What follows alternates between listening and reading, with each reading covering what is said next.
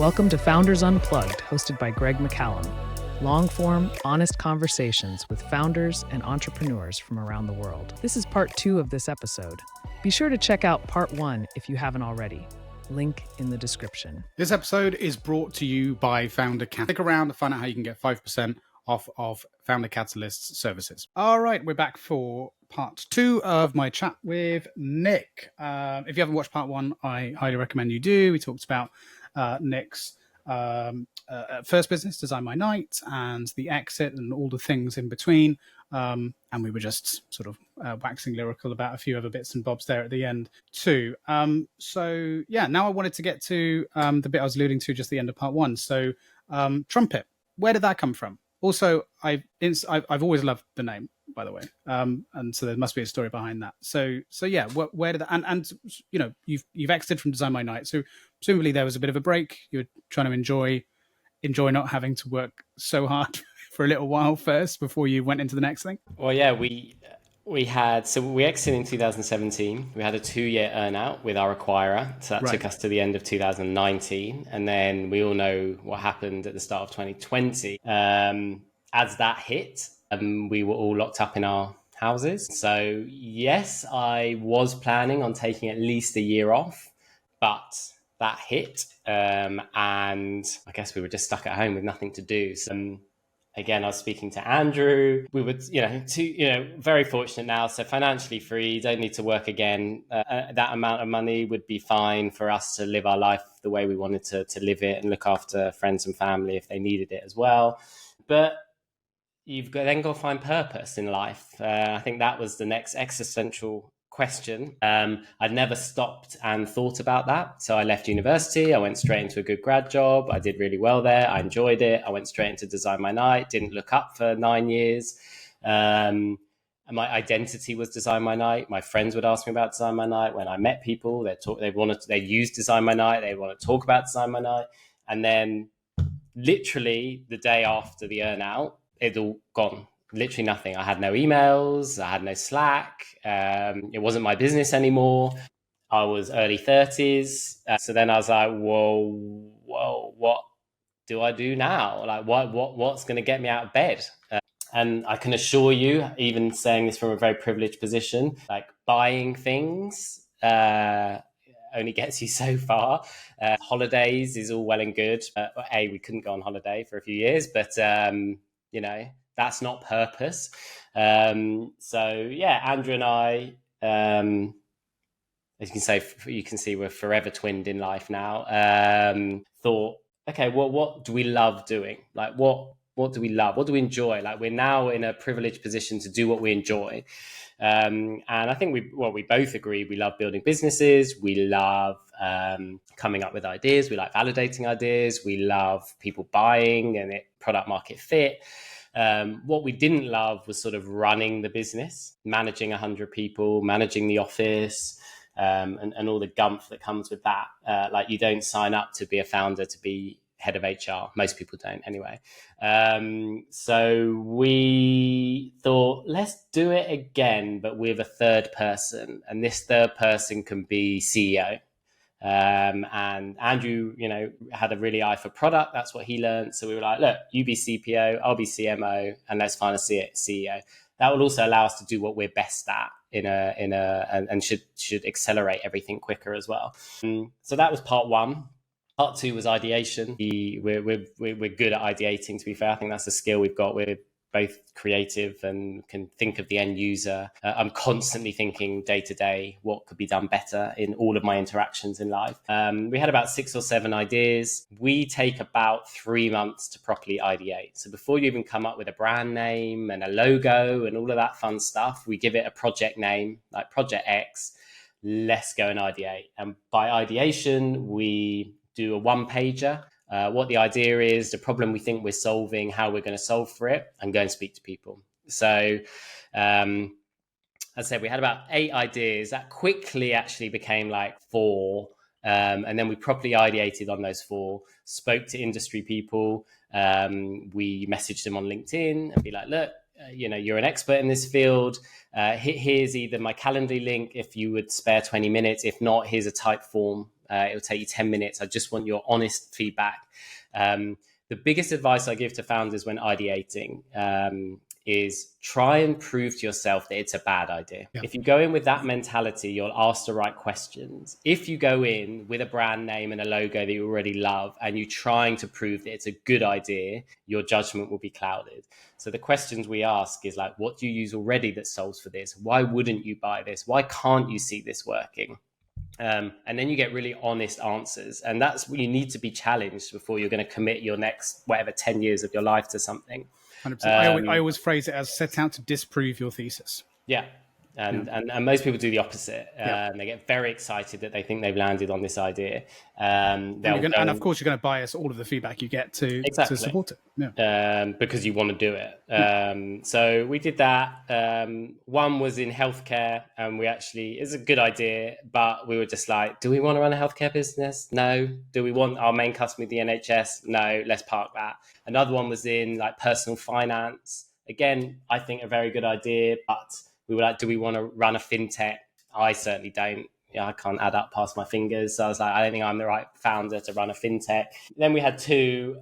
We kept coming back to Trumpet as, interestingly, I don't talk about it too much. The original concept for Trumpet was not going to be as it is today. It was going to be called Loop.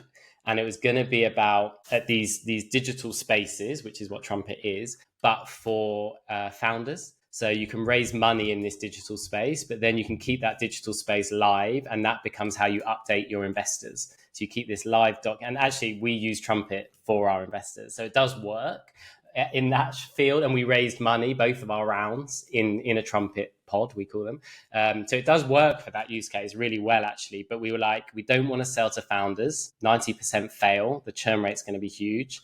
And it's one-to-one constantly. Like why DesignMyNight succeeded in the end, because we could sell to pub groups and it was $1 million contracts. And we didn't want to having to sell one-to-one. And then we happened upon the idea of sales. We were like, God, yeah, that space in the sales cycle where you outbound email, you get your demo call, you do your demo call, and then you follow up with an email with a PDF attached, which was created in 1970 something, the PDF technology. And then in some cases, you're going back and forward for 5 months over email, just constantly. You then have to bring in all of the buyers from the other side into your email chain. And it's actually a mess. And we were like, actually, this could work really well in sales.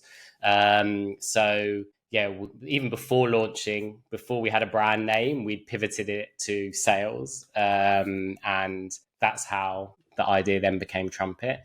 We parked all the others. And then the name Trumpet you asked about, I'm very happy with that name. So the concept at the start of Trumpet was you're sort of making noise in your customer's inbox. Like you're going to stand out. You're going to send them this sales pitch that's different. You're going to impress your buyer. So literally all I did was Google loudest things in the world. And we got a list. It was very close to be called Blue Whale, actually. And then we saw the brass section. So we had trombone, saxophone, trumpet, bugle. And then we were both like, Trumpet, love it. Like 2 syllables. In my head as a branding guy, I was getting excited about how we could have fun with the logo, how we could have fun from a branding point of view using a trumpet. I loved the idea that it was the antithesis of sales tools. Sales tools, the names are very functional normally. They're normally 2 syllables, but like 2 words put together that just sort of tell you what they're doing. They're normally light blue and white. So we were like, let's go totally random. Our color palette is coral, like the Monzo coral, and navy blue and purple. So we wanted to just sort of break the mold. And from day one with Trumpet, our thesis has been, let's build a B2B brand with a B2C flair. And it has worked really, really well for us to go against the grain in the B2B sales software world.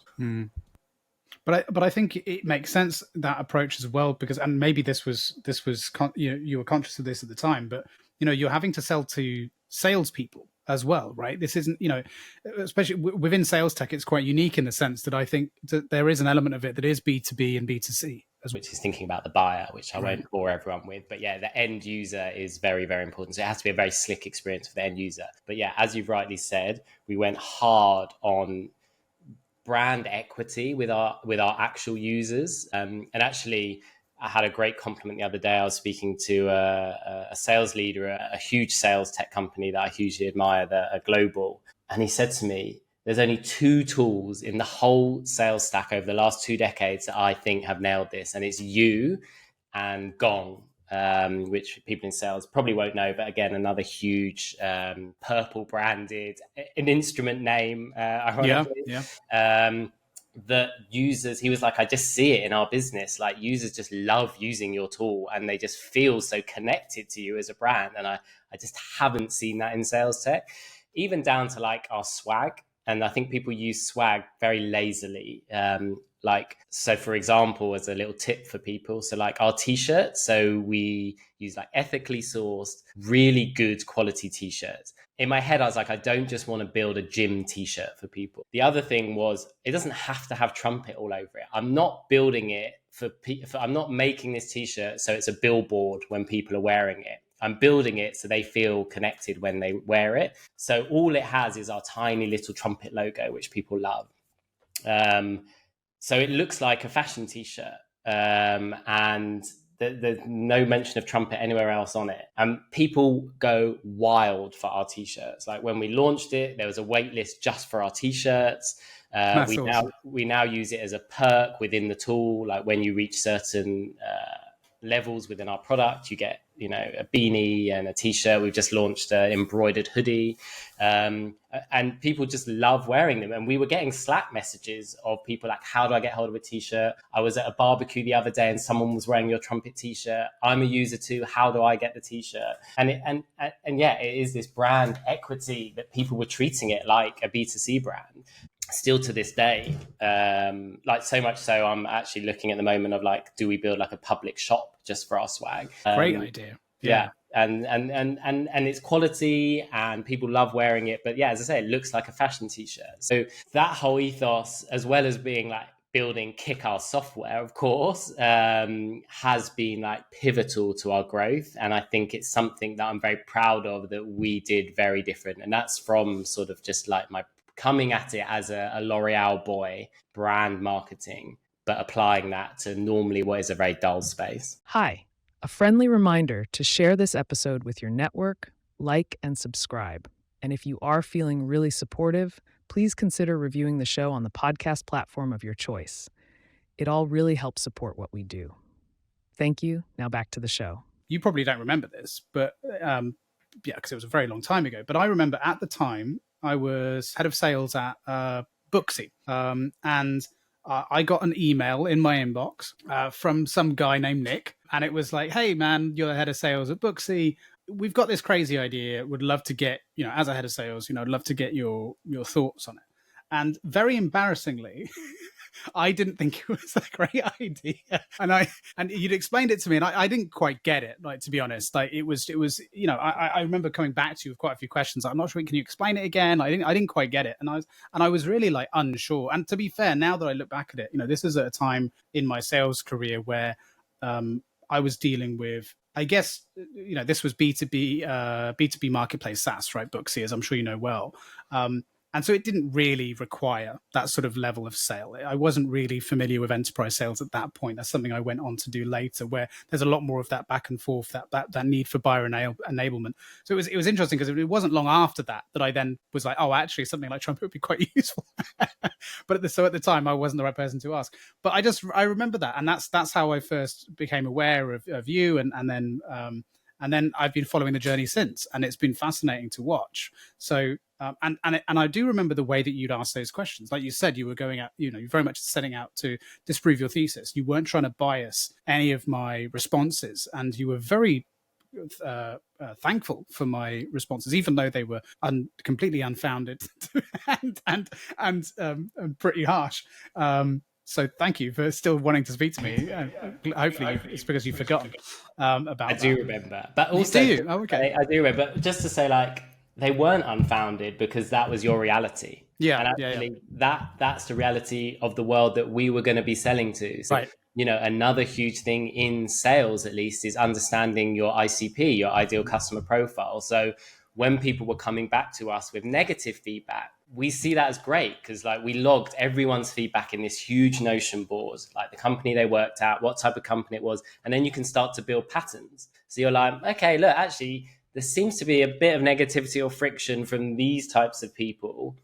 Okay, they're a marketplace, or okay, well, maybe that's not our ICP to go after. Right. And one of the biggest mistakes in sales you can do is just try and sell to everyone.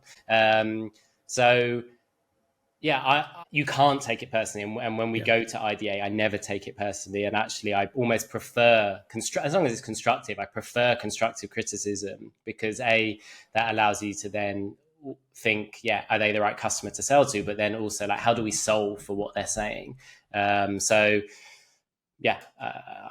You, again, put your ego outside the door and take all feedback as good feedback. Yeah, and to be fair, I don't remember exactly what I said in those exchanges, but I do seem to remember it wasn't like I just went, no, this is terrible. I did feel like an obligation to give some rationale and some reason behind my thinking. But it was definitely intriguing. And look, to maybe counterbalance it, I use Trumpet regularly now, so so that tells you everything you need to know.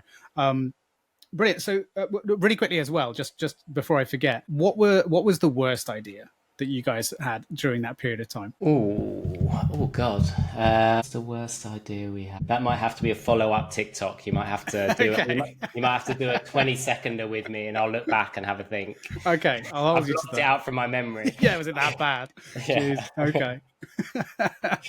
Amazing.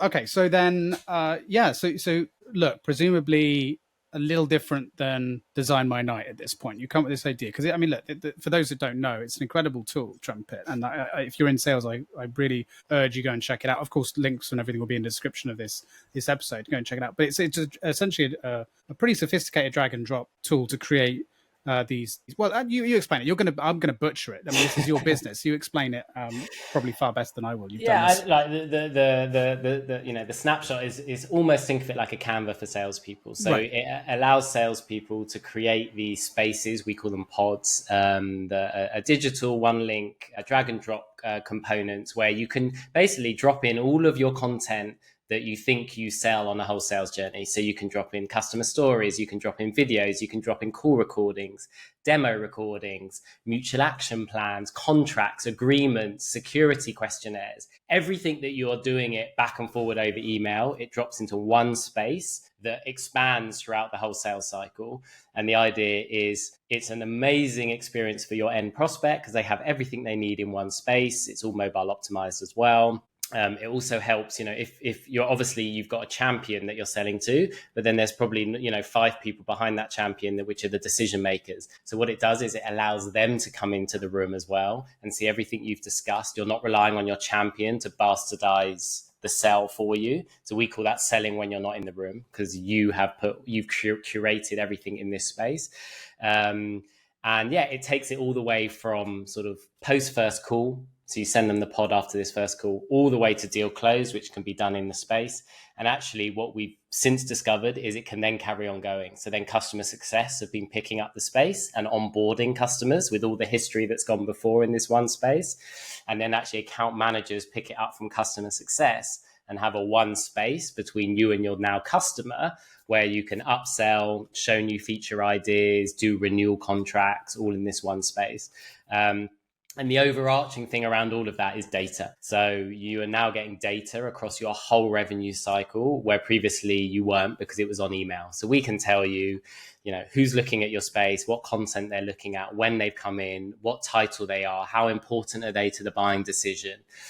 All of this buyer engagement data, which you previously had you're not privy to. And actually sales leaders rely on their reps to update their CRM just on gut feel. Well, we had quite a good call, but I haven't heard from them yet. There's different sales methodologies that I definitely won't bore you with. One's called MedPick, if you're interested in sales to go and look at. And, you have to fill out each letter, but it's on gut feel. And as sales leaders, you're forecasting on your rep's gut feel. Now, for the first time, they actually get all this data. So the rep can be like, yeah, I think this is going to close. And the sales leader can look at the Trumpet data and be like, well, the CFO hasn't even opened the space. The decision maker hasn't even looked at the proposal page yet, et cetera, et cetera, et cetera. So we help them make forecasting decisions based on data. And then obviously we integrate into your whole tech stack. So we push all of that data back to CRM. So now you can open up your Salesforce HubSpot and see all of this data against the opportunity, which previously was a total blind spot for leaders. Do you know what? This has just made me think of something. So the other day I had, which isn't released as of right now, it will be by the time this comes out. I had the CEO of AISDR on the show, great guy.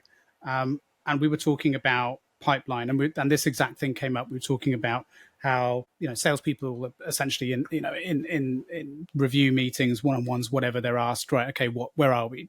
And they give their gut feel responses. This is what we think we're going to achieve for the month. Okay, great. And I came up with the idea then. I said, look, I really want to see, and I'm telling you this because I would love for you to steal this if you haven't already thought of this. I would really love to see in a CRM not only what the salesperson believe, what they believe the stages are, where that deal is at across in the pipeline, and then you can see the difference between the two, and it's really useful for a number of different reasons. Like, especially if you're asking the salespeople to just continue to be honest, continue to use your gut feel, because then actually you can refine your gut feeling. You can make that better and make it better informed, and you can see the difference between those two things. Especially if you could hide one maybe from the other until like the last minute. See, this is how close you were. This is the prize you could have won. So take that if you want. Well, I think that is a good idea. So we currently, how we sort of solve for that at the moment is, so we got an AI engagement score. Right. And that score is based on the engagement, but not just the engagement. It's the stuff I was talking about. So like level of seniority, and then who is that level of seniority? What are they looking at? What are they engaging with? And we use AI based on a lot of ML to give you a score out of 100 on like likelihood to close, I guess. And it's a blend of that. It's a blend of what we think based on previous signals, like how likely this deal is to close when you're saying it is. But also the interesting thing is for the rep, it's once that score starts to drop, you're in trouble and the deal's in trouble. So it's telling the rep, you need to go and sort this deal. And we're working at the moment on almost like a sales coaching module as well in Trumpet. Okay, so like when the deal starts to drop, here are 3 things you could do as an AE to reactivate this deal again, like live within the space. So yes, that's a good idea. I think, and I actually think if you ask buyers, and a good AE will ask a buyer that. Yeah. That's part of MedPick is like, okay, well, when are you looking to close? Do you have budget? Who is the decision maker? All of that stuff. So yeah, I think you can blend the two quite nicely. Yeah.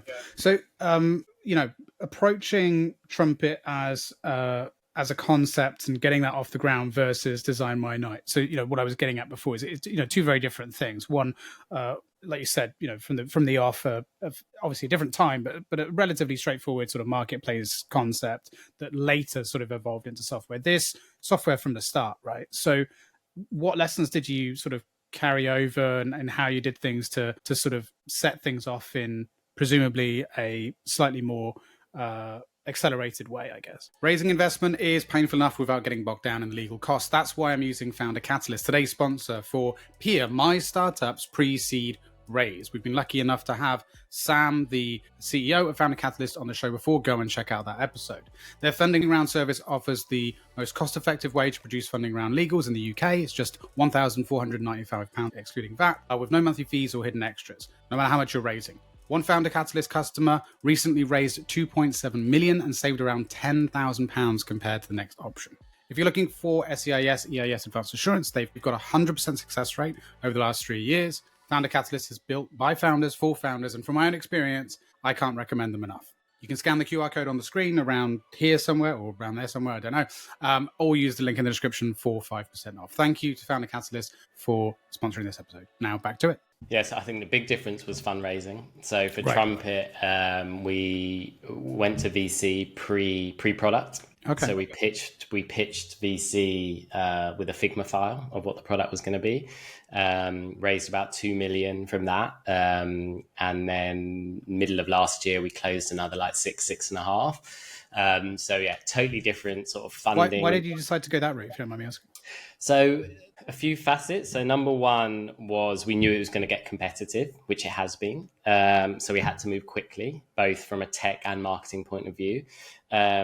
Number two, it's instantly global, unlike DesignMyNight. So we knew. How do you sort of balance that with everything else that you've got on the plate? I mean, you've got presumably fairly semi-regular updates that you have with the board, of which I'm assuming the VCs are part of, and I know that's usually part of the process. But how do you ensure that doesn't sort of bleed over into being an all-consuming sort of stress element, I guess, if that makes sense, right? Because that could be quite overwhelming potentially, and can force you to make bad decisions. Right. So I think, again, as exited founders, Rory, our CEO, who's brilliant, this is his first gig as a founder. So I think having that long-term vision, and you try and apply that to everything. If you might not be hitting your month, but you can see 2, 3, 4 months in advance that, the things we're working on now should hit in month 2 and then should hit revenue in month 3, for example,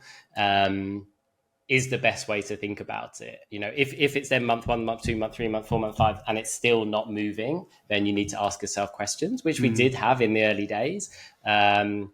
But I think it's just being incredibly calm, thinking about the vision, speaking to customers again, like getting really close to the customer, what isn't connecting. And your gut instinct is probably to retreat actually as a founder at that time, but it's the opposite. Go and get that negative criticism again and then build for it. So that long-term thinking is something you then have sold to the VC as well. And look, I always say this as an angel investor, once you've got my money, I can't take it back. So we might as well be honest with each other. And it's the same with the VC. Yes, okay, the flippers of VC might back you again and again and again on future rounds, but they'll make that decision based on revenue. So you might as well be honest and get their help and advice, but also just reiterate and have the confidence in the vision that you've sold them. So if there's months that aren't happening well, it's not spinning a yarn. It's just being like, look, we've had a bit of a dodgy month. These are the reasons why. And this is where we think it's going to alleviate over the next coming months. And I think they've really appreciated that. And they've seen that we've really stuck to the vision that we sold to them and grown on that. So yeah, it's not about panicking. It's not about going month to month. You're not going to build a great business thinking month to month. Your monthly revenue should be a byproduct of long-term strategic thinking.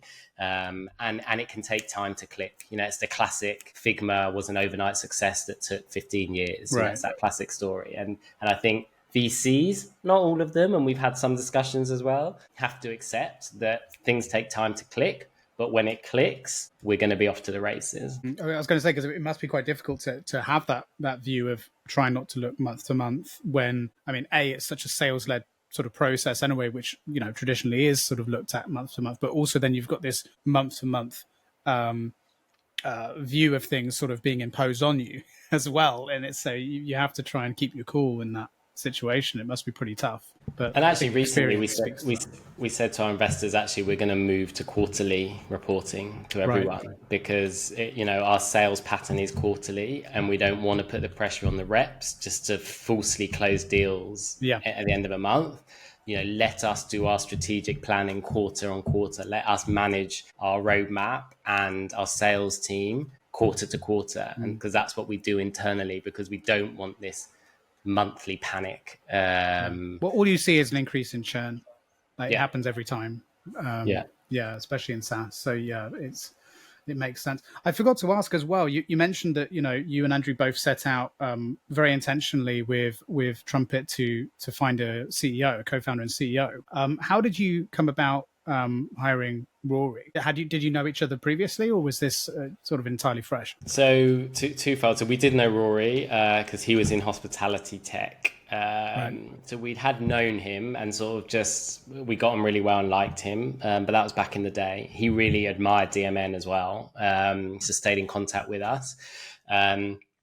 But then on the other hand, we did just do like a process. So like I'd built up my brand on LinkedIn and stuff. So like when we said we're looking for a founder for our new gig, it went pretty wild. So we got like thousands of applications. So we did then wind it down to like 2 from the interview process. And then we remembered Rory. I think he might have reached out to us as well. So he had that leg up because we'd engaged with him. We liked him. He's probably the right age and maturity now to do something. He was at the time head of sales for EMEA at Hotjar, which is a company we admired. So he was the perfect pure play salesperson experience that we didn't have. So we'd always done founder-led sales. So again, thinking about the holes we were missing, it was a tough person to find that had that sales experience, but then had the nous to also be a CEO and not just a on the ground salesperson. And fortunately, Rory has that. So we had the 3 of them, and then we did like an apprentice style last 3 to get them down to 1. And yeah, it was fight to the death, basically. Here's some weapons. Here's a ball pit. Last man standing. Yeah. It's the best way to do Rory, it, I find. It's efficient. Yeah. And yeah, Rory is definitely the right decision. He's been brilliant. So we got very lucky with that. So. Yeah. Well, you know what they say about luck, right? You make your own luck.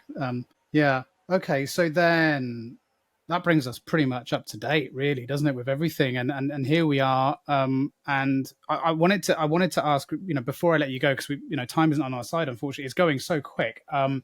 There's still a lot I would love to ask about Trumpet, but I wanted to, before I let you go, also ask about your angel investing. So is that something that you started to do immediately after exiting, or did this come later? And tell me a bit about how you got into that, because I think that's quite an interesting story. Yeah, I think it's a natural progression that most founders think. So once you've exited, the first thing you probably think of to satiate that purpose question we talked about in show 1 was, I'll be an angel investor, and I'll get to see loads of different companies, and that could be my day to day, like checking in with all my different founders, grabbing coffee, advising them, etc.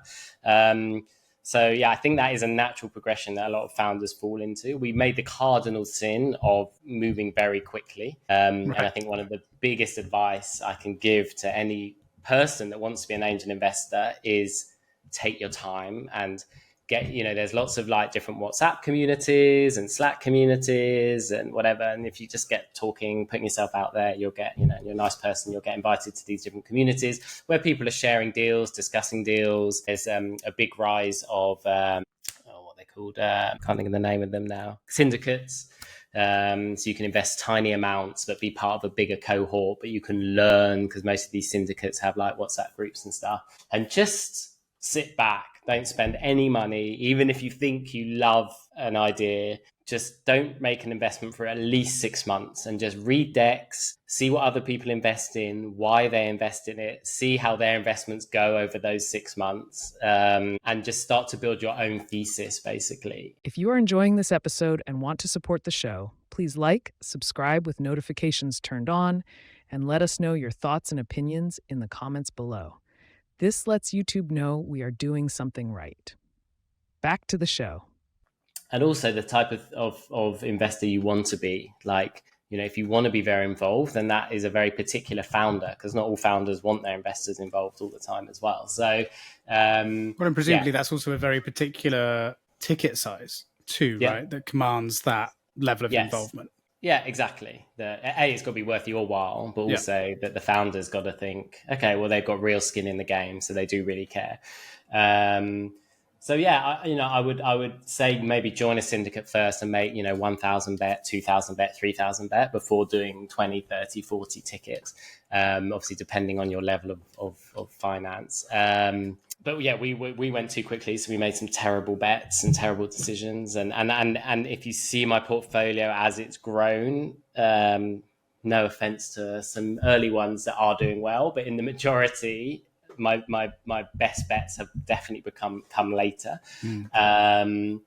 But in a weird sort of way, I also realized that it's not something I want to do permanently. I didn't get that satisfaction from it. That, most founders actually don't want you involved that much. And I've made over 50 now, and I've probably got a group of like 6 that speak to me regularly and are WhatsApping me. And I really try and solve and think and really think about their problems, which I do really enjoy. But yeah, a lot of the time it's take your money, you get a monthly update if you're lucky. And then it's just rolling the dice. And of course, with angel investing, it's a big bet.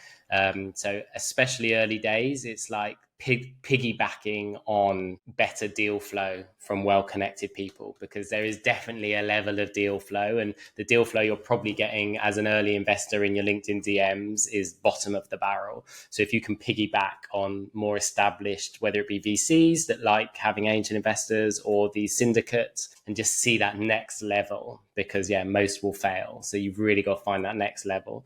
And look, I've made some early bets on DMs that have gone on to be amazing. Actually, I think one of them was a cold email to us, which is looking like one of my most successful ones. So it doesn't always work, but take your time, step back. But that's why we've gone to operate again, because we're operators at heart. We didn't get that buzz from being angel investors, and I'm not investing anything new probably for at least 6 to 8 months now, just because of this portfolio. I need to see how it performs. It's also a lot of personal cash that you're basically just blowing into the wind. Oh yeah.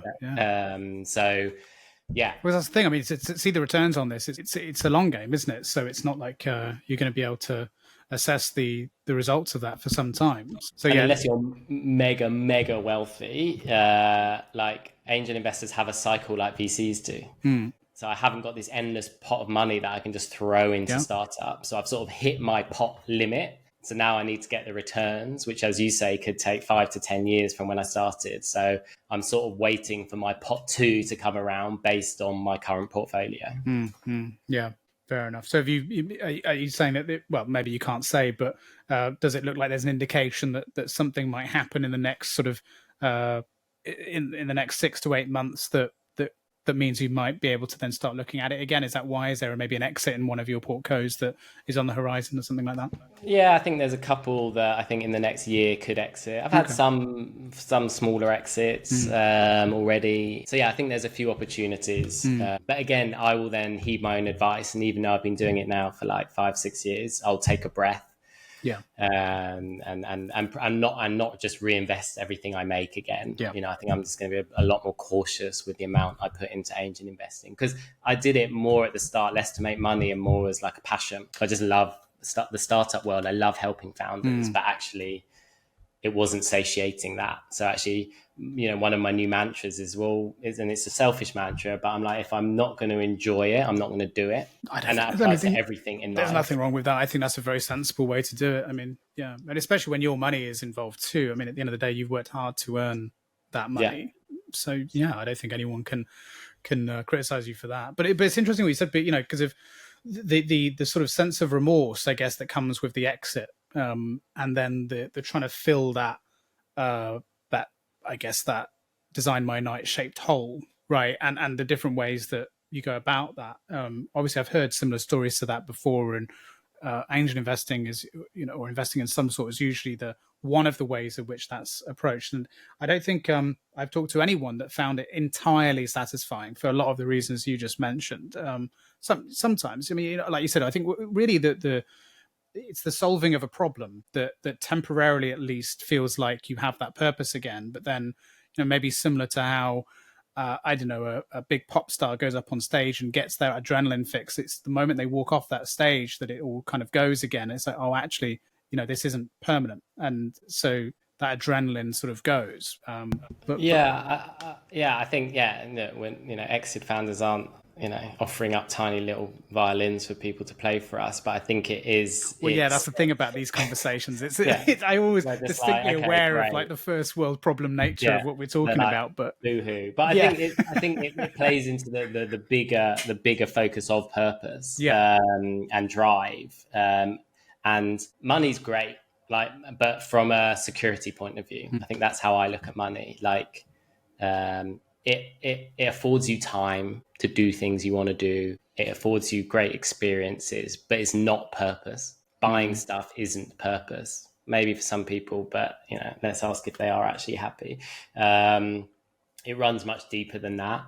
So I'm not saying not money isn't great. Like, having that is great because it affords you the time to find your purpose. If you don't have money and you got to work your 9 to 5 and you got to pay your bills and you got to look after your kids, then unfortunately that's the life you have to do to look after your family. Well, it's security, isn't it? I mean, it allows you that peace of mind to know that the basics are covered, right? That we have security, we have shelter, we have food, the things that essentially you spend your entire life fighting to ensure that you have on a regular basis. If that is removed as a continuous concern, then you have scope for other things. But it also is difficult because that is such a general purpose for every single one of us as human beings, that main purpose, when it's now gone, as a daily fight, as a daily thing to concern yourself with, I suppose it means that alternate purpose that we're always looking for, which you're alluding to, of okay, well, what am I? I'm a founder, I'm a CEO, or I'm a banker, or I'm a construction worker, whatever.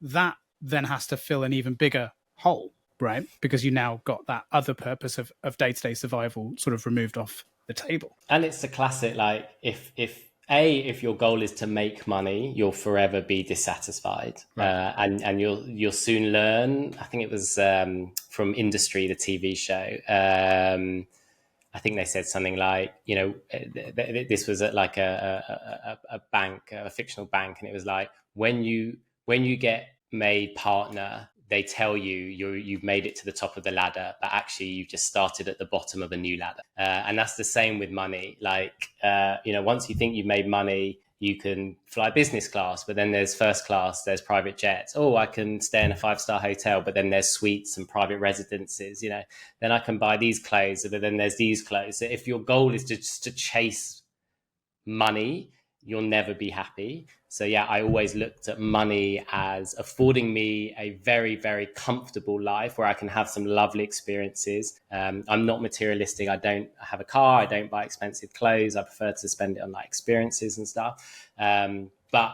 money affords you that luxury of time to find purpose, which might not be the 9 to 5. And it's also, as a founder, when I sold DMN, I'd hit the peak of Everest. I thought, I've done it. Built this company. I've sold it. I've financially free. I'm done. But then again, if that is your nirvana, then there's not many places to go from there. So having this like one peak to aim for probably isn't the way to think about sort of a life strategy either. Did it feel like you were mourning, like going through the mourning process at that point? For like, and again, like tiny violins, but for like, and I'm a very like positive, mentally strong person, but for like 2 weeks after fully exiting, I felt incredibly low, almost depressive. I've never felt like that before.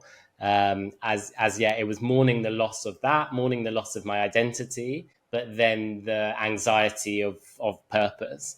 It was only 2 weeks, luckily, that I pulled myself out of it. But did in a bizarre turn, because you've achieved everything you wanted, I did feel really, really low for like a couple of weeks. Really quickly, before I let you go, because I know we're out of time, on the subject of the exit and sort of that feeling, are you in any way concerned about how that could happen again if and when you decide to sort of exit from Trumpet? Or have you thought of maybe some contingencies on that? I think, look, we're not chasing that. Rory may be a bit different, but like, we're building Trumpet more to build a sort of generational sales product and the joy that comes with that versus the exit itself, right. Which is a nice place to be in. But Andrew and I have thought about, okay, well, if and when Trumpet exits, what comes next? And I think we've really enjoyed this Trumpet journey so far. So I think in our heads, it's thinking about maybe if we've got more cash, it's like thinking about an accelerator or an incubator rather than maybe being the operators again, but, owning more of a few smaller companies. So I think we know what our purpose is from a business point of view. And I think the next stage of if Trumpet exits, that cash will unlock us to do that for the next 10 years or something. Are you a family man? Do you have a family? Haven't got a family, got another half. Kids aren't on my life plan. No? Ever, do you think? Or no, ever, yeah. Really? Okay. Got a lot of kids around me in my family, which, I'm super happy to have. Super tight with them. Andrew's got 3, obviously very close to his kids. But yes, made that decision that, I don't want kids personally. Fair enough. Yeah, well, I mean, nothing affects your perception of purpose more than having kids, but equally nothing makes your hair turn grey as quickly as having kids. So, you may very well be making or lose your purpose. I've seen a lot of my friends with kids, that too. That's all there now is like, it's the daily grind of kids, and actually they've lost their way. They've lost their, they've lost their smarts, their intelligence, their drive, and it actually all becomes about the kids, which they obviously love more than ever. But actually, I've seen that in them, and a lot. I would argue that's a choice, because I think you can do both. Nothing prevents you from doing both. But to make that choice and to say that it wasn't a choice, I think isn't entirely honest. True. To be honest. But there's equally nothing wrong with making that choice. No, nothing wrong with that. If you want to sacrifice those things in order to prioritize your kids, do it. Why not? Exactly. I don't think there's anything nobler, personally, to sacrifice your own ambitions and dreams for someone else, whether it's kids or someone next to you who deserves the help more. I mean, whatever it may be, that's a noble thing to do. Yeah, definitely. So, well, I'm glad we were able to put the world to rights there at the end. Listen, Nick, all that's left to say is thank you so much for joining me. I really appreciate you spending the time. It's really great to finally be able to catch up in so much detail and learn about your journey and all the things that you've achieved and hopefully going to achieve.